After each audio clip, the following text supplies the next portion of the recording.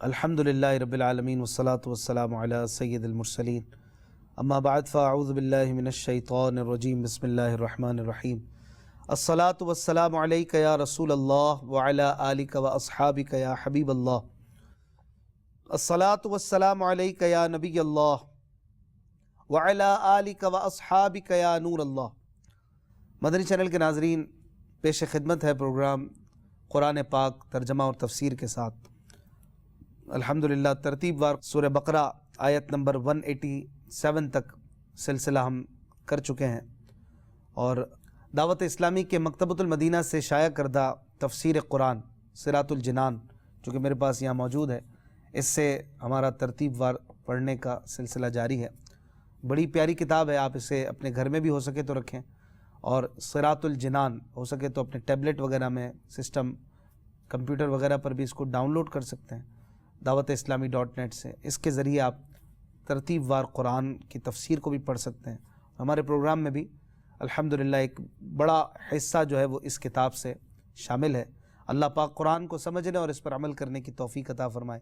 حضور نبی رحمت، شفیع امت، مالک جنت، سراپا جود و سخاوت صلی اللہ علیہ وآلہ وسلم کا فرمان عالی شان ہے، تم اپنی مجلسوں کو مجھ پر درود پڑھ کر آراستہ کرو کہ تمہارا درود پاک پڑھنا قیامت کے دن تمہارے لیے نور ہوگا۔ صلو علی الحبیب صلی اللہ تعالی علی محمد وعلی آلہ وصحبہ وبارک وسلم۔ آیت نمبر 188 سورہ بقرہ دوسرے پارے سے آج کا ہم آغاز کریں گے، اور بڑے پیارے مضامین ہیں، بہت ہی خوبصورت باتیں آج کے درس میں ہم انشاءاللہ سنیں گے۔ اس سے پہلے تک روزے اور روزے کی فرضیت، رمضان کی فضیلت اور روزوں کے کچھ احکام پچھلے پروگرام میں بیان کیے گئے تھے۔ آگے اللہ پاک ارشاد فرماتا ہے، اعوذ باللہ من الشیطان الرجیم بسم اللہ الرحمن الرحیم وَلَا تَأْكُلُوا أَمْوَالَكُمْ بَيْنَكُمْ بِالْبَاطِلِ وَتُدْلُوا بِهَا إِلَى الْحُكَّامِ لِتَأْكُلُوا فَرِيقًا مِّنْ أَمْوَالِ النَّاسِ بِالْإِثْمِ وَأَنْتُمْ تَعْلَمُونَ۔ ترجمہ: اور آپس میں ایک دوسرے کا مال ناحق نہ کھاؤ، اور نہ حاکموں کے پاس ان کا مقدمہ اس لیے پہنچاؤ کہ لوگوں کا کچھ مال ناجائز طور پر جان بوجھ کر کھا لو۔ ناظرین اکرام، اس آیت میں باطل طور پر کسی کا مال کھانا یہ حرام فرمایا گیا، خواہ لوٹ کر ہو، یا چھین کر ہو، یا چوری کر کے ہو، یا جوئے کے ذریعے ہو، یا حرام تماشوں، یا حرام کاموں، یا حرام چیزوں کے بدلے، یا رشوت، یا جھوٹی گواہی سے۔ یہ سب طریقے ممنوع اور حرام فرما دیے گئے۔ خاص طور پر رشوت ایک ایسا ایلیمنٹ ہے کہ جو ہمارے معاشرے میں بہت زیادہ پایا جاتا ہے، اور اس کی بدولت پورا معاشرہ جو ہے وہ کرپشن کے ایک دلدل میں دھنستا چلا جاتا ہے۔ تو ناجائز طریقوں سے، ناجائز ذرائع سے مال کمانے کی اس آیت مبارکہ میں سختی سے ممانعت کر دی گئی، اور اس آیت سے یہ بھی پتہ چلا کہ ناجائز فائدے کے لیے کسی پر مقدمہ بنانا اور اس کو حاکم تک، عدالت وغیرہ تک پہنچانا، یہ بھی ناجائز و حرام ہے۔ اسی طرح اپنے فائدے کی غرض سے دوسرے کو ضرر پہنچانے کے لیے حکام پر، عدالت پر، جج وغیرہ پر اثر ڈالنا اور انہیں رشوتیں دینا، یہ بھی حرام ہے۔ اور جن لوگوں کی اوپر تک، بڑوں تک رسائی ہوتی ہے، ان کو چاہیے کہ ان آیتوں کو پیش نظر رکھیں۔ حضرت ابوبکر صدیق رضی اللہ عنہ سے روایت ہے، نبی کریم صلی اللہ علیہ وآلہ وسلم نے ارشاد فرمایا، وہ شخص ملعون ہے، ملعون یعنی جس پر لعنت کی گئی ہو، وہ شخص ملعون ہے جو اپنے مسلمان بھائی کو نقصان پہنچائے یا اس کے ساتھ دھوکہ کرے۔ اللہ اکبر۔ یہ بھی معلوم ہوا کہ جھوٹی گواہی، جھوٹی وکالت، جھوٹے مقدمے کی پیروی اور کوشش کی اجرت لینا، یہ سب حرام ہے، اور یہ سب اللہ تبارک و تعالی کو ناراض کرنے والے کام ہیں۔ لہٰذا مال کہاں سے آ رہا ہے اور کہاں پر بندہ کوشش کر رہا ہے مال کمانے کی، اس پر بندے کو بہت زیادہ غور کرنا چاہیے۔ یہ نہ ہو کہ بندہ اس کی فکر ہی نہ کرے کہ بس پیسہ آنا چاہیے، کہاں سے بھی آئے مجھے کیا، حلال آ رہا ہے، حرام آ رہا ہے، اس کی فکر نہ کرنا یہ اللہ تعالیٰ کو ناراض کرتا ہے۔ ہمیں یہ حکم ہے کہ ہم پیسہ کمانے مال کمانے میں حلال کا لحاظ رکھیں، شریعت کا لحاظ رکھیں اور حرام کاموں سے حرام طریقوں سے بچیں، اور معاشرے کا سوسائٹی کا بھی اسی میں فائدہ ہے، کیونکہ حرام ذرائع سے جب مال کمائے جاتے ہیں تو سوسائٹی خراب ہوتی ہے، معاشرہ خراب ہوتا ہے، اور جو شہر ہے جو ملک ہے اس میں لا اینڈ آرڈر خراب ہوتا ہے، لوگوں میں فساد بڑھتا ہے اور سکون خراب ہوتا ہے۔ جبکہ حلال طریقے سے مال جب کمایا جاتا ہے تو اس میں اخلاق اچھے ہوتے ہیں، لوگ ایک دوسرے کا حق ادا کرتے ہیں، لوگ ایک دوسرے کا خیال رکھتے ہیں، لوگ ایک دوسرے کا جو ہے وہ امانت دار بن جاتے ہیں۔ اس طرح سے معاشرے میں خوشی بڑھتی ہے، سکون بڑھتا ہے، پیار بڑھتا ہے۔ تو اللہ پاک ہمیں حلال عطا فرمائے، ہمیں حلال میں برکت عطا فرمائے، حرام سے، حرام کے ایک ایک دانے سے بچائے۔ آگے اللہ تبارک و تعالی آیت نمبر 189 میں ایک اور اہم مسئلہ جو پیدا ہوا تھا اس کے بارے میں بیان فرماتا ہے۔ ارشاد فرمایا يَسْأَلُونَكَ عَنِ الْأَهِلَّةِ قُلْ هِيَ مَوَاقِيتُ لِلنَّاسِ وَالْحَجِّ وَلَيْسَ الْبِرُّ بِأَن تَأْتُوا الْبُيُوتَ مِن ظُهُورِهَا وَلَكِنَّ الْبِرَّ مَنِ اتَّقَى وَأْتُوا الْبُيُوتَ مِنْ أَبْوَابِهَا وَاتَّقُوا اللَّهَ لَعَلَّكُمْ تُفْلِحُونَ۔ ترجمہ: تم سے نئے چاند کے بارے میں سوال کرتے ہیں، تم فرما دو یہ لوگوں اور حج کے لیے وقت کی علامتیں ہیں، اور یہ کوئی نیکی نہیں کہ تم گھروں میں پچھلی دیوار توڑ کر آؤ، ہاں اصل نیک تو پرہیزگار ہوتا ہے، اور گھروں میں ان کی دروازوں سے آؤ، اور اللہ سے ڈرتے رہو اس امید پر کہ تم فلاح پاؤ۔ یہ آیت حضرت معاذ بن جبل رضی اللہ عنہ اور ایک دوسرے صحابی کے بارے میں نازل ہوئی۔ ان دونوں نے نبی کریم صلی اللہ علیہ وآلہ وسلم سے چاند کے گھٹنے بڑھنے کے بارے میں پوچھا تھا کہ یہ کیوں گھٹتا ہے، یہ کیوں بڑھتا ہے؟ پہلی تاریخ کو ہلال ہوتا ہے، 14 کو پورا چاند ہوتا ہے، بدر ہوتا ہے، پھر آہستہ آہستہ کم ہوتا ہے، تو یہ کیوں ہوتا ہے؟ اس کے جواب میں چاند کے گھٹنے بڑھنے کے سبب کے بجائے اس کے فوائد بیان کیے گئے کہ یہ اللہ کی طرف سے ہے اور یہ وقت کی علامتیں ہیں۔ آدمیوں کے ہزارہا دینی اور دنیاوی کام اسی سے متعلق ہیں، زراعت، تجارت، لین دین کے معاملات، روزے اور عید کے اوقات، عورتوں کی عدتیں، حیض کے ایام، حمل اور دودھ پلانے کی مدتیں، دودھ چھڑانے کا وقت، حج کے اوقات، یہ سب چاند کے ذریعے ہی پتہ چلتا ہے۔ کیونکہ شروع میں جب چاند باریک ہوتا ہے تو دیکھنے والا جان لیتا ہے کہ ابتدائی تاریخیں ہیں، اور جب چاند پورا روشن ہوتا ہے تو معلوم ہو جاتا ہے کہ یہ مہینے کی درمیانی تاریخ ہے، اور جب چاند چھپ جاتا ہے تو معلوم ہوتا ہے کہ یہ مہینہ ختم پر ہے۔ پھر مہینوں سے سال کا حساب ہوتا ہے۔ یہ وہ قدرتی جنتری ہے، ایک قدرتی کیلنڈر کا نظام ہے جو آسمان کے صفحے پر ہمیشہ کھلی رہتی ہے، اور ہر ملک اور ہر زبان کے لوگ، پڑھے لکھے ہوں یا بے پڑھے، سب اس سے اپنا حساب معلوم کر لیتے ہیں۔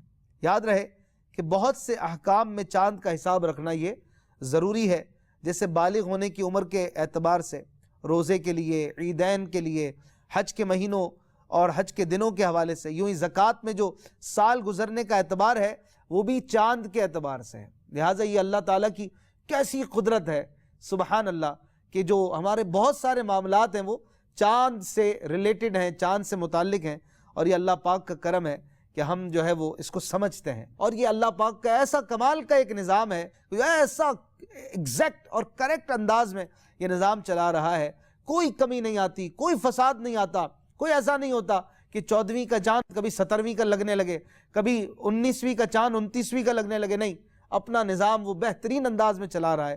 کیسا کمال کا ہے وہ رب، جس کے بارے میں قرآن نے خود کہا کہ فَتَبَارَكَ اللَّهُ أَحْسَنُ الْخَالِقِينَ، بہترین پیدا کرنے والا، بڑا برکت والا ہے، بڑا ہی عظیم ہے، سبحان اللہ۔ اور پھر اس آیت میں، آیت نمبر 189 میں یہ بھی فرمایا گیا کہ دور جاہلیت میں لوگوں میں یہ ایک عادت تھی، اس کی مذمت کی گئی اور اس کو ختم کیا گیا، اس کو کنڈیم کیا گیا۔ معاملہ یہ تھا کہ جب وہ حج کے لیے احرام باندھ لیتے تو اپنے مکان میں مین گیٹ سے داخل نہ ہوتے، جو مین ڈور ہوتا، مین دروازہ ہوتا، اس سے داخل نہ ہوتے، بلکہ اگر نکلنا ہوتا تو پچھلی دیوار توڑ کر آتے، اور اس کو نیکی جانتے کہ حج کے احرام کے بعد مین ڈور یوز نہیں کرنا بلکہ دیوار وغیرہ توڑ کر نیا راستہ بنا کے نکلنا ہے۔ اس پر یہ آیت نازل ہوئی کہ یہ کوئی نیکی کا کام نہیں ہے، یہ ایک فضول کام ہے، تم اپنا گھر خراب کرتے ہو، یہ کوئی نیکی نہیں۔ تقویٰ یہ ہے کہ بندہ اللہ کی اطاعت کرے، اس کے احکام کو بجا لائے اور اللہ تعالیٰ کا خوف رکھے، یہی نیکی ہے، یہی تقویٰ ہے۔ لہٰذا خواہ کسی چیز کو اپنی طرف سے نیکی نہیں بنا سکتے۔ اس سے معلوم ہوا کہ کسی چیز کو بغیر ممانعت کے ناجائز سمجھنا یہ جاہلوں کا کام ہے۔ اپنی طرف سے غلط قسم کی رسمیں اور پابندیاں لگا لینا یہ جائز نہیں۔ بہت سے کام ویسے جائز ہوتے ہیں لیکن اپنی طرف سے شرعاً ضروری سمجھ لینے سے ناجائز ہو جاتے ہیں، جیسے مسلمان فوت شدگان کے ایصال ثواب کے لیے سویم 40واں وغیرہ کرتے ہیں، ویسے کریں تو جائز ہیں، لیکن اگر یہ سمجھ لیں کہ یہ کرنا ضروری ہے یا دوسرے ہی دن کرنا یا 40ویں ہی دن کرنا ضروری ہے تو یہ ناجائز ہوگا۔ اس طرح کی سوچ رکھنا یہ ناجائز ہو جائے گا۔ یوں ہی سویم اور 40واں وغیرہ جائز ہے، انہیں اپنی طرف سے ناجائز کہنا یا حرام کہنا یہ کفار کے طرز عمل کی نقالی ہے۔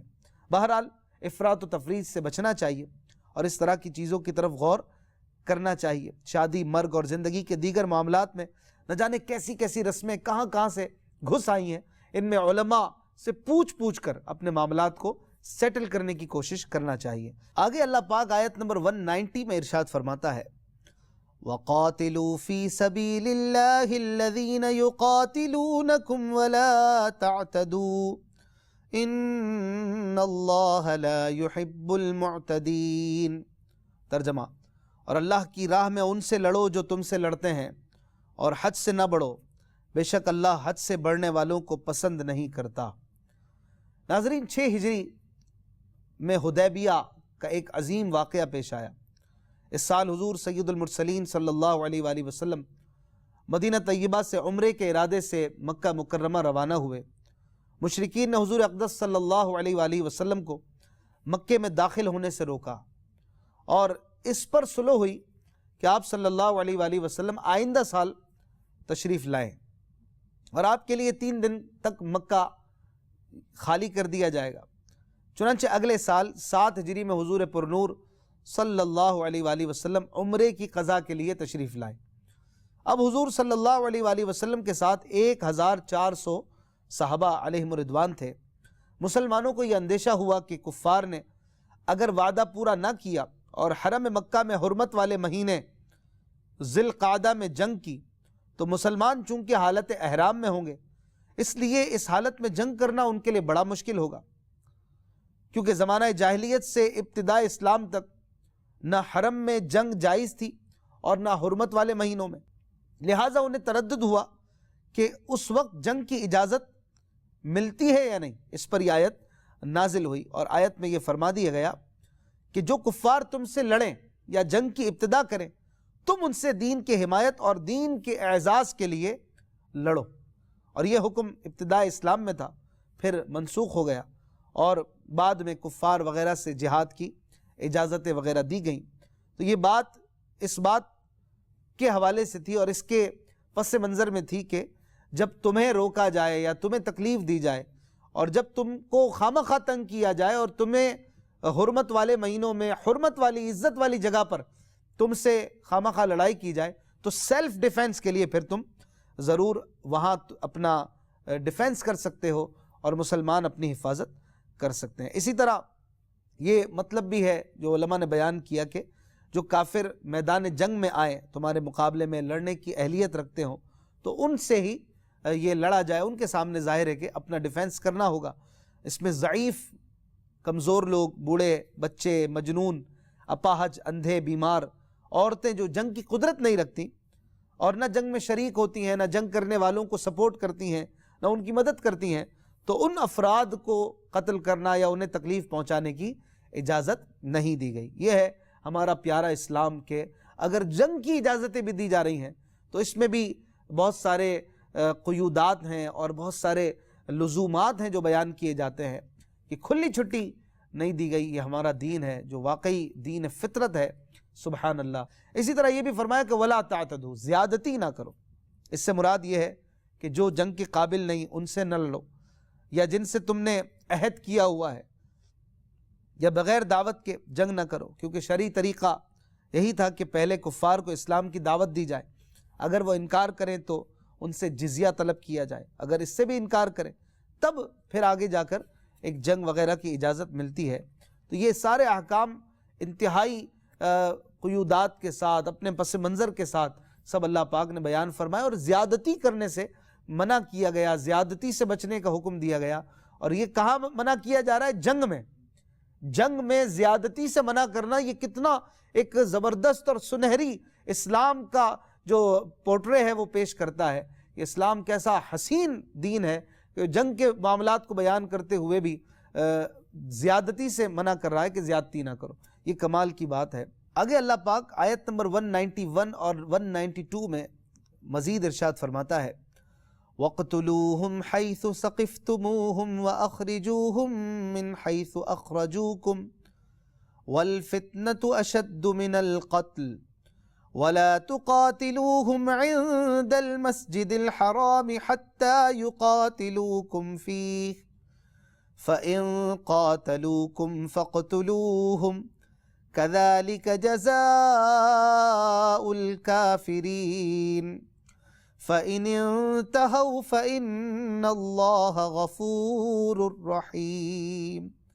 ترجمہ، اور دوران جہاد کافروں کو جہاں پاؤ قتل کرو اور انہیں وہاں سے نکال دو جہاں سے انہوں نے تمہیں نکالا تھا، اور فتنہ قتل سے زیادہ شدید ہوتا ہے، اور مسجد حرام کے پاس ان سے نہ لڑو جب تک وہ تم سے وہاں نہ لڑیں، اور اگر وہ تم سے لڑیں تو انہیں قتل کرو۔ کافروں کی یہی سزا ہے، پھر اگر وہ باز آ جائیں تو بے شک اللہ بخشنے والا مہربان ہے۔ ناظرین اکرام، آیت مبارکہ میں اوپر بیان کیے گئے سیاق و سباق میں فرمایا گیا کہ چونکہ کافروں نے تمہیں مکہ مکرمہ سے بے دخل کیا تھا اور اب بھی تمہارے ساتھ لڑائی کرنے پر آمادہ رہتے ہیں، تیار رہتے ہیں، تو تمہیں بھی دوران جہاد ان سے لڑنے اور انہیں قتل کرنے اور انہیں مکے سے نکالنے کی اجازت ہے جہاں سے انہوں نے تمہیں نکالا تھا۔ چنانچہ فتح مکہ کے موقع پر اسلام قبول نہ کرنے والوں کو مکے سے نکال دیا گیا۔ یہ بھی بتایا گیا کہ ان کے قتل کا حکم ان کے جرم سے زیادہ بڑا نہیں، کیونکہ وہ لوگ فتنہ برپا کرنے والے ہیں، اور ان کا فتنہ شرک ہے یا مسلمانوں کو مکے سے نکالنا۔ تو فتنے کے بارے میں فرمایا گیا کہ فتنہ قتل سے بڑھ کر ہے۔ یہاں یہ حکم نہیں دیا جا رہا کہ کافروں کو قتل کرنے میں ہی لگے رہو، امن ہو یا جنگ، صلح ہو یا لڑائی، ہر حال میں انہیں بس قتل کرتے رہو، ایسا نہیں، بلکہ یہاں صرف دوران جہاد قتل کی اجازت دی گئی۔ بہت سے اسلام دشمن لوگ اس طرح کی آیات سے غلط فہمیاں پیدا کرنے کی کوشش کرتے ہیں۔ ایسے لوگوں کی مکاریوں سے ہوشیار رہنا چاہیے، اور یہ سمجھنا چاہیے کہ اسلام امن کا، پیار کا اور بھائی چارے کا مذہب ہے، لیکن ظاہر ہے کہ جب آپ پر کوئی اپنے اسلحے نکال لے، آپ کو تنگ کرے، آپ کو پسپا کرے، آپ پر تکلیفوں کی بوچھاڑ کرے، آپ کو اذیتیں دے، تو اسلام کمزور نہیں ہے، اسلام بزدلی نہیں سکھاتا، اسلام سیلف ڈیفینس بھی سکھاتا ہے کہ اس وقت پھر آپ کھڑے ہو کر اپنا ڈیفینس کریں، اپنی حفاظت کریں، اپنے بچوں کی اور اپنے دیگر قبائل کی حفاظت کریں، اپنی سرحدوں کی حفاظت کریں۔ ادروائز آپ مسلمانوں کے ساتھ اور لوگوں کے ساتھ آپ پیار و محبت سے رہیں، اور اسلام نے جس قدر حقوق بیان کیے ہیں لوگوں کے، اور کس مذہب نے بیان کیے ہوں گے۔ لہٰذا اسلام پیسفل مذہب ہے، لیکن کمزور اور بزدل نہیں بناتا، یہ بات سمجھنی چاہیے۔ اسی طرح مسجد حرام کے حوالے سے، مسجد حرام یعنی مکہ شریف، کعبۃ اللہ جس مسجد میں بنا ہوا ہے، اس مسجد کو مسجد حرام کہتے ہیں، اور مسجد حرام کے پاس نہ لڑنے کی خاص تاکید کی گئی کہ وہاں پر لڑائی وغیرہ نہ کی جائے۔ اور یہ مسجد حرام شریف کے ارد گرد کئی کلومیٹر تک کا علاقہ ہے جسے حرم کہا جاتا ہے، اور یہ پورے حرم کی حدود میں مسلمانوں کو لڑنے سے منع کر دیا گیا، کیونکہ یہ حرم کی حرمت اور عزت کے خلاف ہے۔ لیکن اگر کفار ہی وہاں مسلمانوں سے جنگ کی ابتدا کر دیں تو اب جواب دینے کے لیے یہاں بھی لڑنے کی اجازت دی گئی ہے۔ البتہ اگر وہ کفر سے باز آ جائیں تو اللہ تعالیٰ اپنے فضل و کرم سے انہیں معاف فرما دے گا، اور اسلام جو ہے وہ تمام گناہوں کو ختم کر دیتا ہے۔ آخر جو ہے نا، اینڈ جو کیا وہ بڑا پیارا ہے، جو اللہ پاک نے فرمایا کہ فَإِنِ انْتَهَوْا، اگر وہ باز آ جائیں، فَإِنَّ اللَّهَ غَفُورٌ رَحِيمٌ، تو اللہ بخشنے والا مہربان ہے۔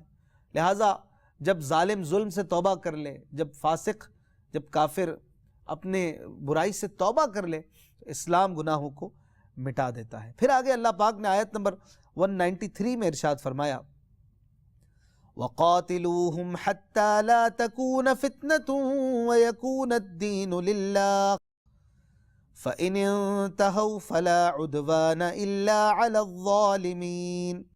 ترجمہ، اور ان سے لڑتے رہو یہاں تک کہ کوئی فتنہ نہ رہے اور عبادت اللہ کے لیے ہو جائے، پھر اگر وہ باز آ جائیں تو صرف ظالموں پر سختی کی سزا باقی رہ جاتی ہے۔ عرب کے کافروں کے متعلق یہاں فرمایا گیا کہ ان سے تب تک لڑو کہ ان کا فتنہ یعنی شرک ختم ہو جائے اور دین اسلام کا بول بالا ہو جائے اور سرزمین عرب پر صرف ایک اللہ کی عبادت ہو۔ لہٰذا اگر وہ کفر و باطل پرستی سے باز آ جاتے ہیں تو پھر ان پر کوئی سختی نہیں کی جائے گی۔ آگے اللہ پاک آیت نمبر 194 میں ارشاد فرماتا ہے الشہر الحرام بالشہر الحرام والحرمات قصاص فمن اعتدى عليكم فاعتدوا عليه بمثل ما اعتدى عليكم واتقوا الله واعلموا ان الله مع المتقين۔ ترجمہ، ادب والے مہینے کے بدلے ادب والا مہینہ ہے اور تمام ادب والی چیزوں کا بدلہ ہے، تو جو تم پر زیادتی کرے اس پر اتنی ہی زیادتی کرو جتنی اس نے تم پر زیادتی کی ہو، اور اللہ سے ڈرتے رہو اور جان لو کہ اللہ ڈرنے والوں کے ساتھ ہے۔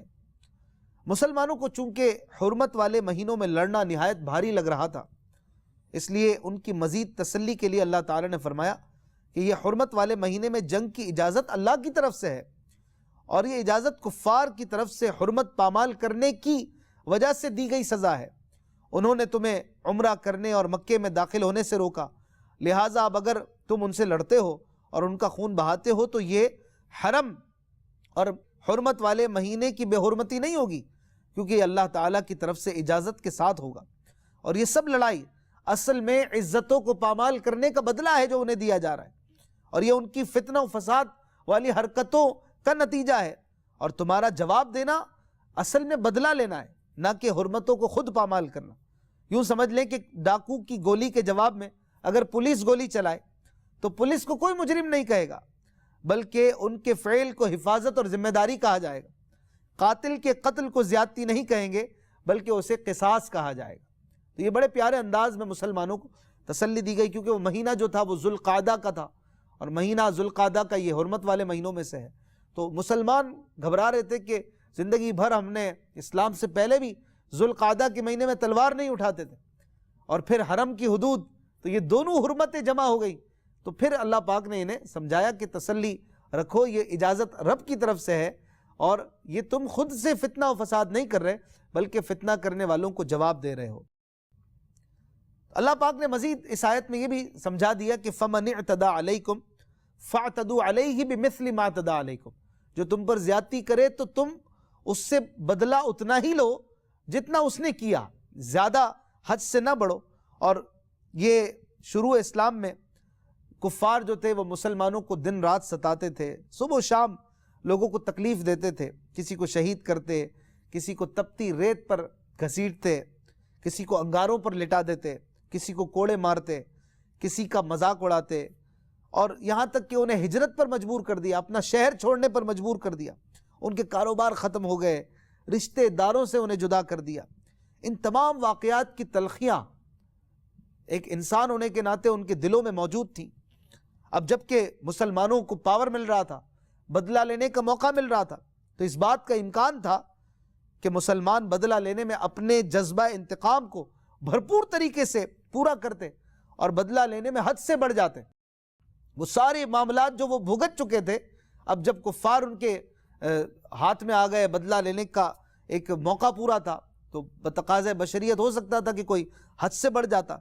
لہٰذا اللہ پاک نے یہ بات واضح فرما دی کہ مسلمان کو جتنی اجازت ہے وہ اتنا ہی کرے گا، حد سے نہیں بڑھے گا۔ یہ بات انہیں سمجھا دی گئی کہ تم اتنا ہی بدلہ لے سکتے ہو جتنی تم پر زیادتی کی گئی، اس سے زائد کی اجازت نہیں دی گئی۔ اور اس بدلہ لینے میں کافر جو تم سے لڑ رہا ہے، جو تمہیں ستا رہا ہے، اس کو روکنے میں یہ بات اللہ تعالیٰ کا خوف اور تقوی پیش نظر رکھو، اور یہ جان لو کہ اللہ تبارک و تعالیٰ کا قرب اسی کو نصیب ہوگا جو تقوی اختیار کرے گا۔ یہ کیا حسین تعلیم ہے!